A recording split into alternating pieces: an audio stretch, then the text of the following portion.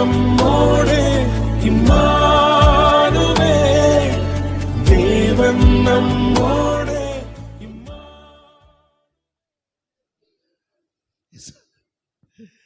சந்தோஷத்தினாலா துக்கத்தினாலா? இல்லை, நீங்கள் சொல்கிறத பார்த்தா துக்கத்தினால் மாதிரி இருக்கு.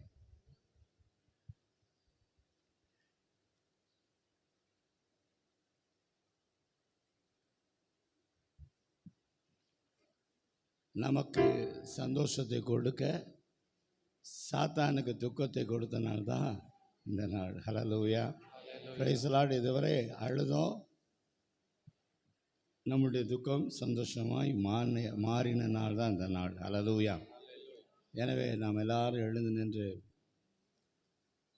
ஒரு கவியை மாத்திரம் நன்றியோடு,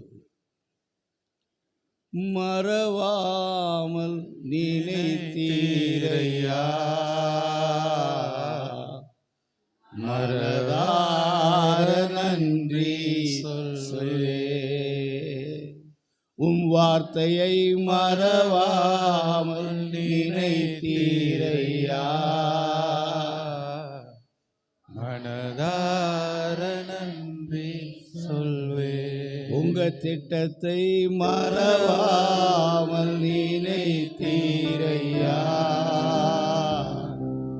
மனதார நன்றி சொல்வே, இரவும் பகலும் என்னை நினைத்து இதுவரை நடத்தினீரே, இரவும் பகலும் என்னை நினைத்து இதுவரை நடத்தினீரே, நன்றி நன்றி ஐயா, கோடி கோடி நன்றி ஐயா, நன்றி நன்றி ஐயா, கோடி கோடி நன்றி ஐயா. ஆம். எனக்கு அருமையானவர்களே, தேவனாகிய கர்த்தர் ஆதாமுக்கும் ஏவாளுக்கும் கொடுத்ததான வாக்கு தத்தத்தை மறவாமல் நினைத்து, ஆதாமினாலே ஏவாளினாலே துண்டிக்கப்பட்டதான அந்த தேவ உறவை மீண்டும் புதுப்பிக்கும்படியாக, அந்த உறவு துளிர்க்கும்படியாக மறவாமல் தன்னுடைய மகனை இந்த உலகத்திற்கு அனுப்பி இவ்வளவாய் நம்மேல் அவர் வைத்த அன்பை காட்டிய நாள் தான் இந்த நாள்.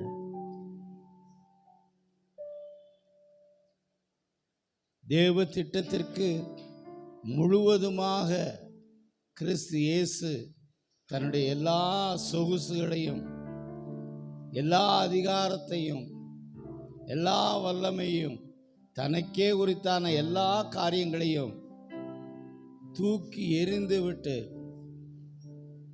நம்மை போல ஒரு மனிதனாக இந்த உலகத்திற்கு வந்து நம்முடைய என்னுடைய அக்கிரமத்திற்காக, என்னுடைய மீறுதலுக்காக, என்னுடைய பாவத்திற்காக பிதாவுடைய சித்தத்தை நிறைவேற்றும்படியாக தன்னுடைய ஜீவனையே சிலுவையிலே கொடுத்து தம்முடைய இரத்தத்தினாலே நம்மை மீட்டெடுத்த நல்ல நாள் தான்.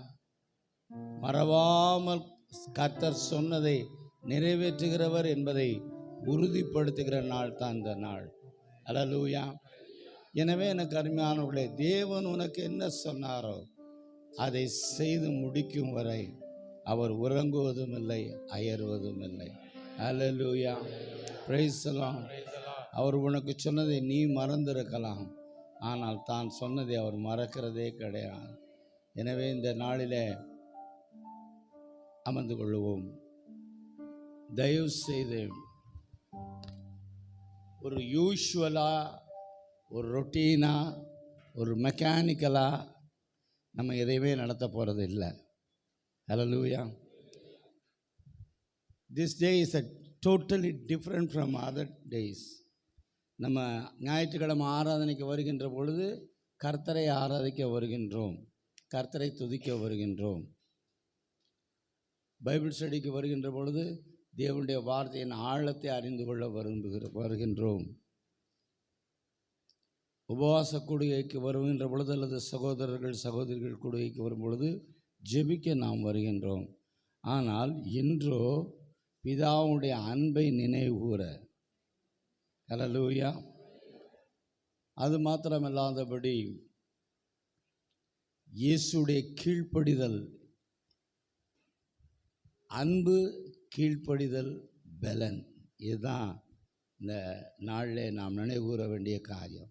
ஒன்று பிதாவுடைய அன்பு, சொல்லுங்கள், அது ஆசீர்வாதத்தை நமக்கு கொண்டு வந்தது. ஹல்லேலூயா. கிறிஸ்துவுடைய கீழ்ப்படிதல், அது நமக்கு ஆசீர்வாதத்தை கொண்டு வந்தது. பரிசுத்த ஆவியானுடைய பலன் தான் கிறிஸ்துவை எவ்வளவு பாடுகள் இருந்தாலும் எவ்வளவு வேதனைகள் இருந்தாலும் அதை தாங்கக்கூடிய பலத்தை கொடுத்தது பரிசுத்த ஆவியானவர் தான். ஹல்லேலூயா. எனவே இந்த நாளிலே திரியேக தேவனுக்கு நன்றி செலுத்தவும் அவருடைய அன்பை உணரவும் நாம் இந்த நாளில் வந்திருக்கின்றோம். ஹல்லேலூயா, ஹல்லேலூயா. ஸோ சிலுவை என்பது இயேசு எனக்காக கொடுத்த, தன் ஜீவனையே கொடுத்ததின் அடையாளம் தான் சிலுவை. ஹல்லேலூயா. அதான் அழகாக நிருபத்தில் சொல்லுவான், இயேசுவே உங்களை கொடுத்துட்டாரு பிதா, மற்றதெல்லாம் உனக்கு கொடுக்காமல் இருப்பாரா? ஹல்லேலூயா. Price the Lord. சேர சந்தோஷமாக இருங்க. இயேசுவே, அவரை காட்டிலும் பெரிய ஆசீர்வாதம் கிடையாது, அவரை காட்டிலும் பரிசுத்தம் யாருக்கும் கிடையாது, அவரை காட்டிலும் வல்லமை யாருக்கும் கிடையாது. Is Jehovah Rapha, is Shalom, அவர் தான் யுத்தம் பண்ணுறவர், அவரையே கொடுத்துட்டாரு. அப்புறம் மற்றதெல்லாம் தனியாக ஏன் கேட்டுக்கிட்டு இருக்கேன்? இயேசு எங்கே இருக்கிறாரோ அங்கே சமாதானம் உண்டு, இயேசு எங்கே இருக்கிறாரோ அங்கே வெற்றி உண்டு, இயேசு எங்கே இருக்கிறாரோ அங்கே சுகம் உண்டு, இயேசு எங்கே இருக்கிறாரோ அங்கே விடுதலை உண்டு. அப்போ இயேசுவே நமக்கு தத்தம் பண்ணின நாள் தான், நமக்காக இயேசு தன்னுடைய ஜீவனை தத்தம் பண்ணின நாள் தான் இந்த நாள். ஹல்லேலூயா. அருமையான மகன் சொன்னதே போல, it is a day, new beginning. Hallelujah. இது ஒரு நம்முடைய வாழ்க்கையில் ஒரு புதிய அத்தியாயத்தை தொடங்குகிற நாளாக இருக்கின்றது. ஹல்லேலூயா. அப்போ சிலுவை தேவனுடைய அன்பை மாத்திரமல்ல, சிலுவை தேவனுடைய மன்னிக்கின்ற தன்மையின் அடையாளமாக இருக்கின்றது. ஹல்லேலூயா. சிலுவை எதனுடைய அடையாளமாக இருக்கிறது? அன்பின் அடையாளமாக இருக்கிறது, மன்னிப்பின் அடையாளமாக இருக்கிறது. ஹல்லேலூயா. அநேகர் ரட்சிக்கப்பட்ட பிற்பாடும் அந்த ரட்சிப்பின் சந்தோஷத்தை இழந்தவர்களாக இருக்கின்றோம். ரட்சிக்கப்படாதவர்களுக்கு நித்திய ஜீவனை கொடுக்கவும், ரட்சிக்கப்பட்டவர்கள் தொலைத்து விட்டதான நித்திய ஜீவனை மறுபடி நினைப்படுத்தவும் தான் இந்த நாள் நமக்கு வந்திருக்கின்றது. ஹல்லேலூயா. நம்பிக்கையற்றவர்களுக்கு நம்பிக்கை கொடுக்கிற நாள் தான் இந்த நாள். உடைந்து போயிருக்கிறதான உள்ளங்களுக்கு, நொறுங்கி போயிருக்கிறதான உள்ளங்களை ஆறுதல் படுத்தி தேர்தல் படுத்தி ஒட்ட வைக்கிற நாள் தான் இந்த நாள். ஹல்லேலூயா. பலனற்ற நமக்கு பலத்தை கொடுக்கிற நாளாகவும், இயேசுவின் மூலம் புதிய வாழ்க்கை, புதிய நோக்கம், புதிய அர்த்தமான வாழ்க்கையை இந்த நாளில் தொடங்கும்படியாய் கர்த்தர் இந்த நாளை வைத்திருக்கிறார். ஹல்லேலூயா. எனவே சிலுவையை மாத்திரமல்ல, சிலுவையோடு கூட நமது உறவை தியானிக்க இந்த நாளில் நம்மை கர்த்தர் அழைத்திருக்கின்றார். ஹல்லேலூயா, ஹல்லேலூயா. ஸோ சிலுவை எதன் அடையாளமாக இருக்கிறது? சொல்லுங்கள் முதல்ல. அன்பின் அடையாளம், மன்னிப்பின் அடையாளம், விடுதலையின் அடையாளம், புதிய தொடக்கத்தின் அடையாளம். அப்போ ஆண்டவர் சொல்கிறாரு,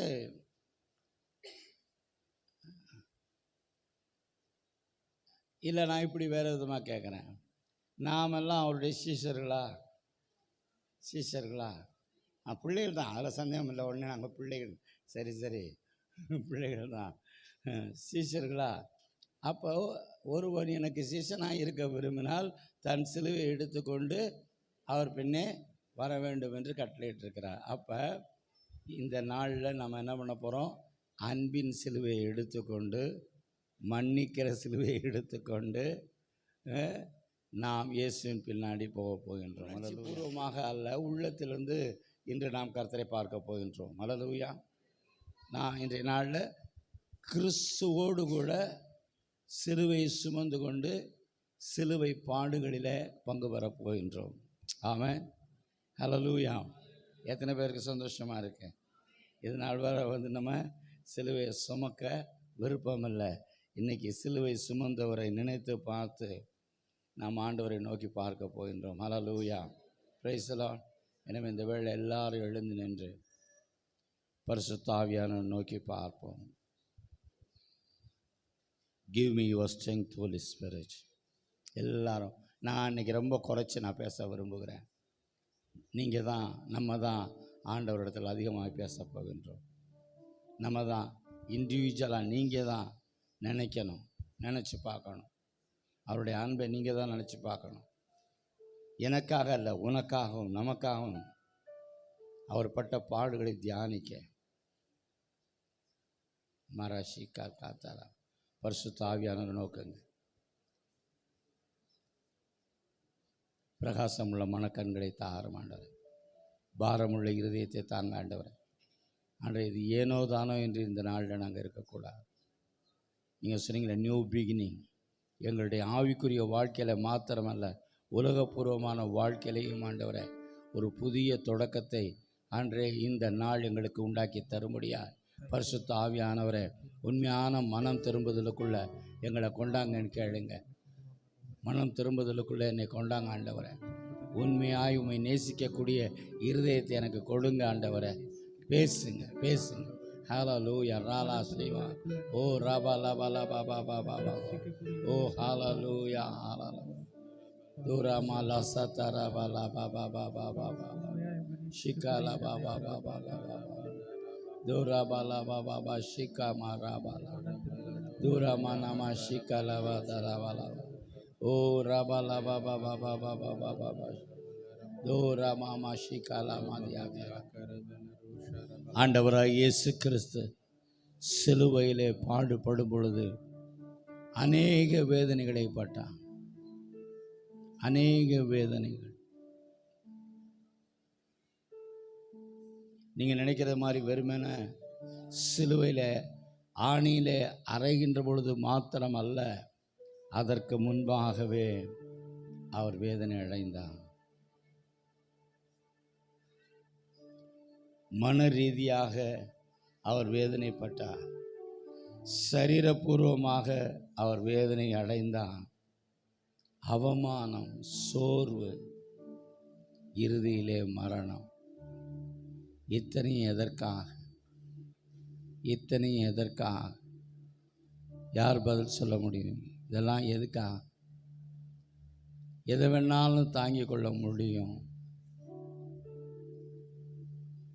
ஒரு நோக்கத்திற்காக, தம்மோடு கூட இருக்க வேண்டும் என்கிற நோக்கத்திற்காக, தம்மை போல உபதேசம் செய்ய வேண்டும் என்கிற நோக்கத்திற்காக, தன்னை போல பிசாசுகளை துரத்த வேண்டும் என்கிற நோக்கத்திற்காக, தன்னை போல வியாதிகளை போக்க வேண்டும் என்பது நோக்கத்திற்காக 12 பேரை ஜெபம் செய்து தேவ சித்தத்தின்படி தம்மோடு கூட இருக்கும்படியாய் அழைத்த கர்த்தராகிய இயேசு. ஆனால் தம்மோடு கூட இருக்கும்படியாய் அழைத்ததில் ஒருத்தன் அவரை காட்டி கொடுத்தான், ஒருத்தன் அவரை மறுதலித்தான். மற்றதில் 9 பேர் ஓடியே போயிட்டாங்க. அப்போ அவருடைய எவ்வளவு வேதனைப்பட்டிருப்பார் யோசித்து பாருங்க. வெறுமன சிலுவை என்று சொன்ன ஆணி அறைகிறதுலையும் முள்முடி சூடுகிறதுல மாத்திரம் இல்லை. உங்களுக்கு தெரியும், உங்களுடைய உறவுகள், நீங்கள் மதிக்கிற உறவுகள், நீங்கள் நம்புகிற உறவுகள் உங்களை விட்டு உதறி போகுகின்ற பொழுது உங்களுடைய இருதயம் படுகிற பாடு என்ன என்று உங்களுக்கு தெரியும். வேதனை என்ன என்று உங்களுக்கு தெரியும். இந்த வேதனையை நமக்கு முன்பாகவே இயேசு தன்னால் அழைக்கப்பட்டதான ஒரு நோக்கத்திற்காக அழைக்கப்பட்டதான சீஷர்கள் காட்டி கொடுத்தான், மறுதளித்தான். எல்லாரும் விட்டுட்டு ஓடிட்டு போனாங்க. அதுதான் அவர் சந்தித்த வேதனைகளிலே பிரதான வேதனை. நமக்கு தெரியும், நாம் விரும்புகிறவர்கள் ஒதுங்கும் பொழுது, நாம் விரும்புகிறவர்கள் நம்மை எதிர்க்கின்ற பொழுது, விரும்புகிறவர்கள் மறுதளிக்கின்ற பொழுது, விரும்புகிறவர்களே நமக்கு எதிராய் நிற்கின்ற பொழுது நம்முடைய உள்ளம் எவ்வளவு உடைகிறது. இந்த வேளையில் முதலாவது அதை சிந்தித்து பார்ப்போம். பாடு என்பது சிலுவையை சுமந்து ஆணி அறைகிறதலை மாத்திரம் அவர் பாடுபடலை. பிறக்கும் பொழுதே அவரை மிக மிக மட்டமாக நினைத்தார்கள். இவனா, தச்சன் மகனாகிய இவனா நமக்கு போதிக்கிறவன் என்று சொல்லி எத்தனை பேர் எத்தனை தடவை உன்னை மற்றவர்கள் மட்டம் தட்டி இருப்பார்கள். அதற்கு முன்பாகவே இயேசு அந்த அனுபவத்திற்குள்ளே சென்றார். தச்சன் மகனா, தச்சன் மகனா, எவ்வளவு வேதனை, எவ்வளவு பாடுகள், எவ்வளவு நிந்தனை. நாம் என்றாவது யோசித்து பார்த்திருக்கிறோமா? நம்ம யாராவது ஒருத்தர் சொல்லிவிட்டா, இவனா எனக்கு சொல்றது,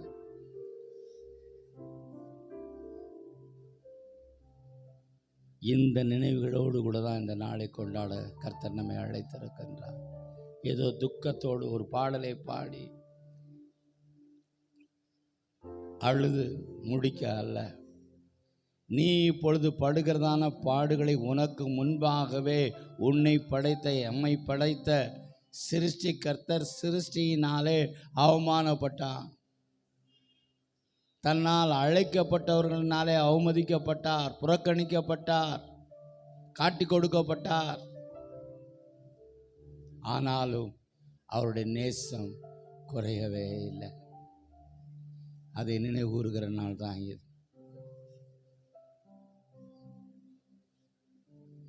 வேறு ஒன்றும் சொல்லலை.